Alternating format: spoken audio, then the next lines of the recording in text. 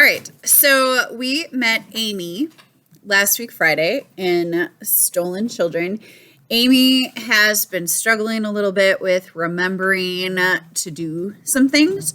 She's usually pretty responsible. She just finished her babysitting course, but every once in a while she makes some mistakes, and she had an argument with her dad about it, and that day he was killed in a car accident. So she carries a lot of guilt because her dad was in a car accident right after she had an argument with him. So that was the last argument she had with her dad. Chapter 2. Amy felt as if she'd been turned to ice. She would crack into 1,000 pieces if she tried to move. Her mom, sobbing now, put her arms around Amy and hugged her, but Amy did not respond. In that first horrible moment of understanding what Mom was telling her, Amy remembered her dad's last words to her, hearing his voice as clearly as if he stood beside her now. "I'm ashamed of you." In the 3 months since then, Amy had relived that final morning in her mind 1,000 times, wishing she could take it back and do it over. The last thing she had said to him was, "You aren't perfect."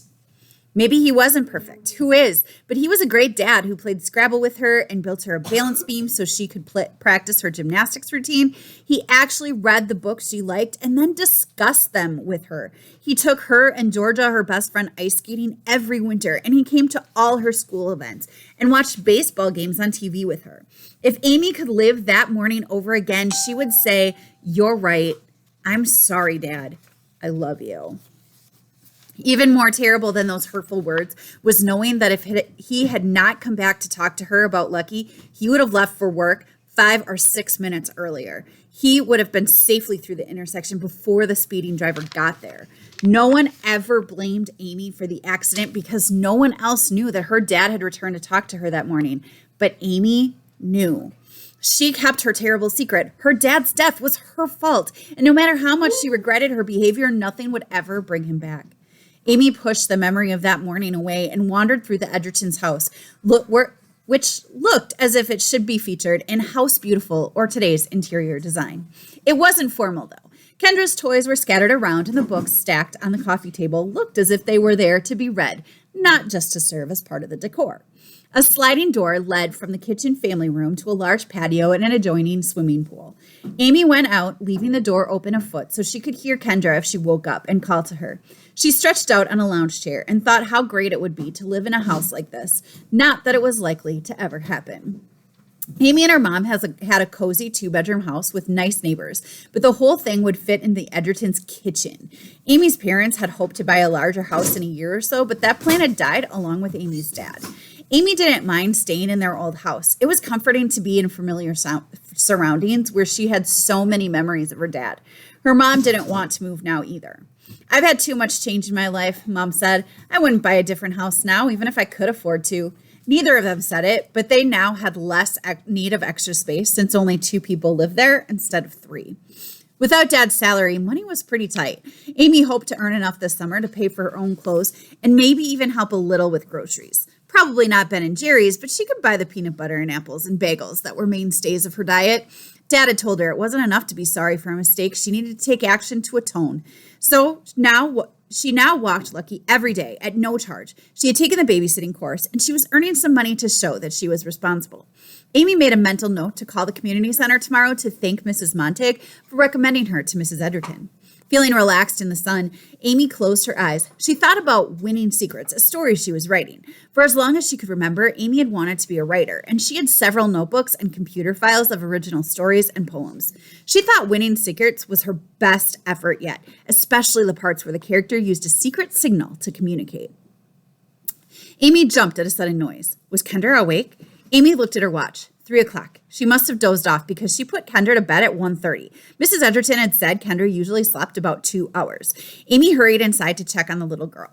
As she started upstairs, she heard what sounded like a car engine. Was Mrs. Edgerton home already? Had someone come to the door while she was out up by the pool? Had the doorbell rung or had somebody knocked? Perhaps that's what woke her. Maybe a package had been delivered.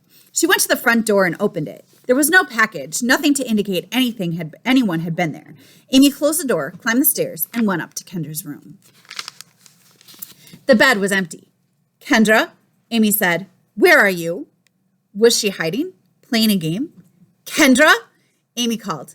"Let's have some more ice cream." Her voice echoed in the empty room. Her heart hammered in her chest. Where was Kendra? Amy looked in the bathroom. She ran from room to room, calling, looking under beds, yanking open closet doors. Fear ran with her, making her hands shake. "Kendra!" Amy shouted. "Kendra, answer me!" She remembered the swimming pool, a fence guarded against accidents. Could the gate have been unlocked? Oh, please, no, she thought as she rushed back downstairs. If Kendra had tumbled into the pool, the splash would have awakened her, wouldn't it? I was sitting right there next to the water. Surely I would have heard her. Amy raced through the family room and out to the patio, her eyes scanning the smooth surface of the water as she approached the pool. Only a white safety ring floated on the clear blue water. She ran to the edge of the pool where wide steps invited swimmers to enter. Her eyes darted from one side of the pool to the other. Kendra wasn't there. Her relief that Kendra had not drowned was quickly replaced by dread. Had Kendra let herself out of the door? Had she wandered off through the neighborhood, gone into the street? Awful possibilities, even worse than the last, flashed through Amy's mind like a slideshow. Remembering the car's engine that she had heard, she wondered who had been here. What had they done? She returned to the house, ran to the front door, and opened it again. This time, she hurried down the curved path toward the circular driveway. Had someone come in the house while she slept and taken Kendra? Who? Kendra's father was out of town. Her grandmother was in the hospital. Her nanny was on vacation. Nobody else was on the list of personal phone numbers. There was no one with a legitimate reason to come to the Edgertons' house. Amy thought back, trying to remember if the front door had been locked. She remembered Mrs. Edgerton hugging Kendra when they arrived at the house, telling her daughter to be good, rushing away. She had not pushed the door locked before she went out, and Amy had not locked it after she left. Why didn't I lock the door? Why? She had learned in her babysitting class to always keep the doors locked when she was babysitting. After Mrs. Edgerton left, she could easily have turned the lock, but she hadn't even thought of it. She had been too eager to give Kendra her ice cream to establish a connection so the child would like her. Amy looked around the yard, listening, hoping she might still hear a little girl say, "Ice Queen!" and see her running toward home. She heard only the drone of a small airplane high overhead. As Amy turned to go back to the house, something caught her eye, a small striped lump lying at the base of one of the shrubs that edged the path. She looked closer. Tubby, Kendra's stuffed toy, the grungy cat that she had played with in the car and had pretended to feed and had clutched as she fell asleep, lay in the dirt. Amy stared at the cat, wondering how it had gotten there. If Kendra had climbed out of bed by herself and had gone exploring, the cat would still be with her. Amy knew that as surely as she knew her own name. If Kendra had dropped the little cat, she would have picked it up. She would not willingly have left Toby behind. But if someone was carrying Kendra and Tubby slipped from her hand, that person might not stop to retrieve the toy. That person might be in a hurry. Shivers ran up Amy's arm, and for a minute, she feared the ice cream was going to reappear. She picked up the little cat and carried it back to the house. She knew. She would have given anything to make that knowledge go away, but she couldn't. It was there, coiled inside of her. It pressed all around her, a heavy dread hanging in the air, pushing down on Amy, ready to smother her with each breath she took. She knew. Kendra had been kidnapped. What does she mean when she said for a minute she feared the ice cream was going to reappear?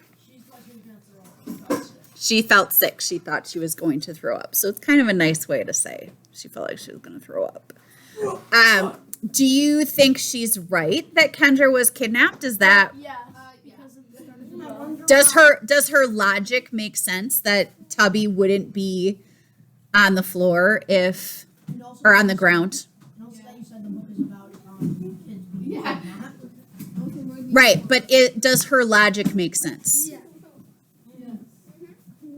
Yeah, it makes sense. Everything that Kendra has done up until this point has been with Tubby. So for Tubby to just be on the ground, laying there, doesn't make sense unless Kendra was not in charge of her own body when Tubby fell. This girl